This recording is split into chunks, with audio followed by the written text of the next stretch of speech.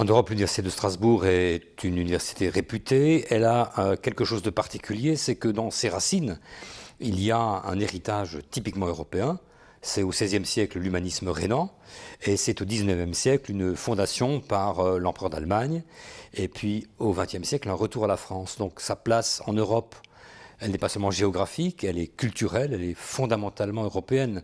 Et donc cette université a une place particulière.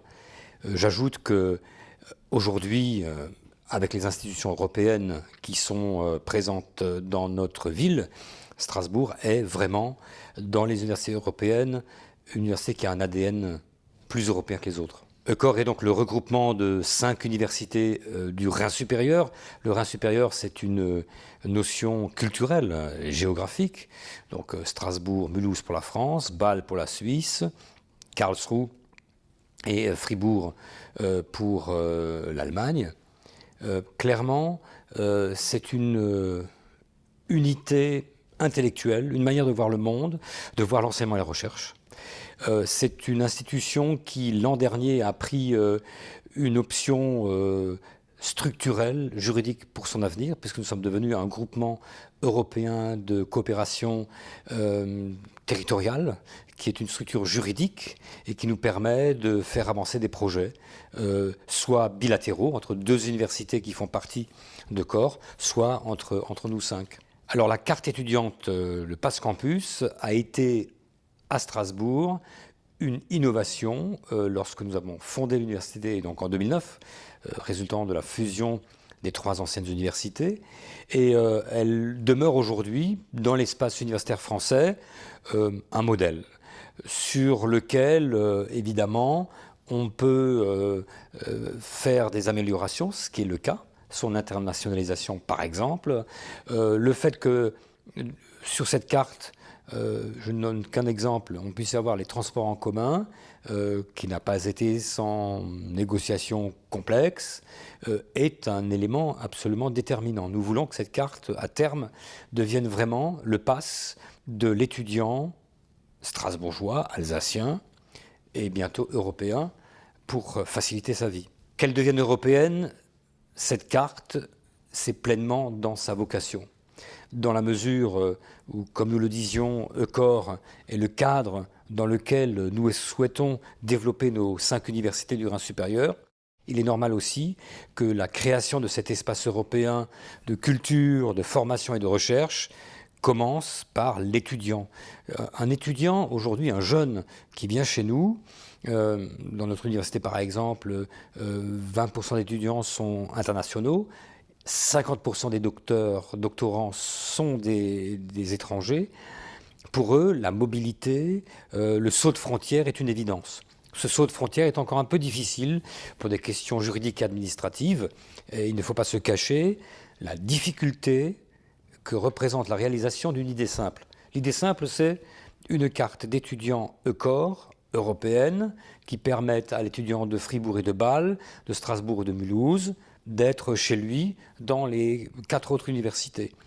Pratiquement, nous le savons, la Suisse, la France et l'Allemagne déploient des trésors de complexité dans leurs différentes cultures administratives. Donc c'est un très très gros travail. Il ne faut pas se cacher le fait qu'il est long, mais je crois que nous avons tous la volonté politique de faire aboutir le projet qui est dans la droite ligne de ce que nous voulons construire, un refus de la frontière comme empêchement à la mobilité.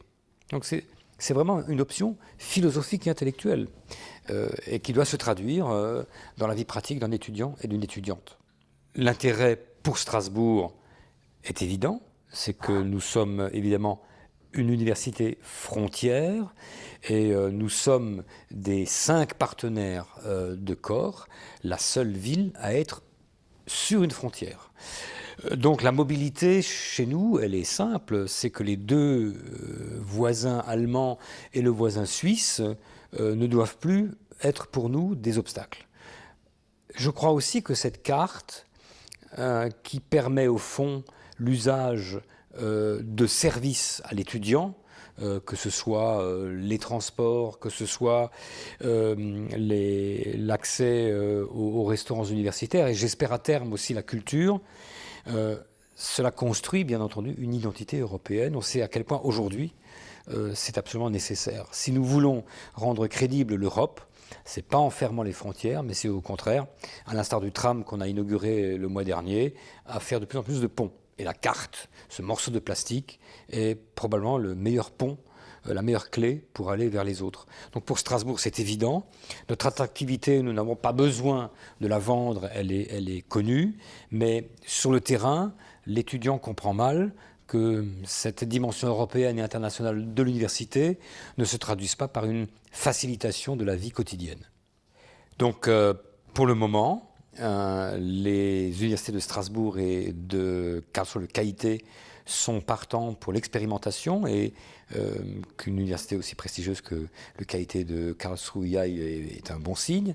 Et nous sommes donc pleins d'espoir de trouver des étudiants, c'est sûr, parce que l'enthousiasme européen existe dans nos universités pour être expérimentateurs dès 17-18 de ce processus. Et nous le savons, comme pour beaucoup de produits, les clients sont les meilleurs publicitaires. Gageons que ce qu'ils expérimenteront et qui sera positif, j'en suis sûr, fera d'eux de bons ambassadeurs et les rendra contagieux à la fois pour d'autres étudiants et pour les 3 autres universités du CIDECOR. La carte européenne voit le jour dès lors que 2 partenaires se mettent d'accord pour l'expérimenter et c'est ce que nous faisons à EUCOR. Ce n'est jamais tout ou rien, c'est quelque chose qui doit être progressif. Et nous espérons que 2 partenaires convaincus du processus soient suffisamment convaincants pour entraîner 2, 3 autres partenaires. C'est-à-dire qu'à terme, cela devienne véritablement la carte d'identité de l'étudiant EUCOR. Ce sera une étape absolument déterminante pour l'identité de notre campus européen.